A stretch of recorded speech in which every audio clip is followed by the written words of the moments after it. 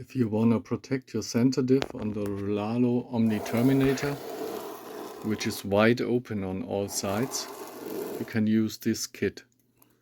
First, install the slider down here.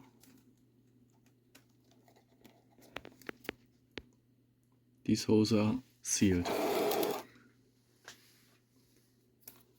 Then install this piece.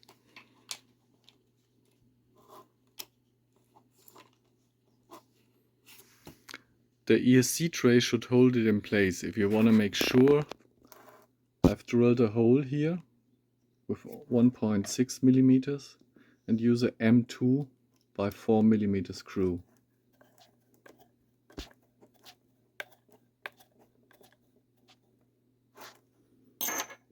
So this is in place. Now to the right side. Install the motor.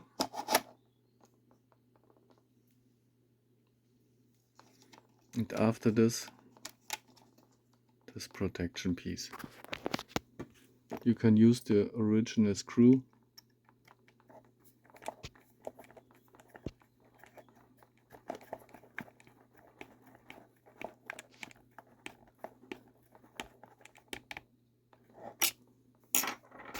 Now it's protected from all sides.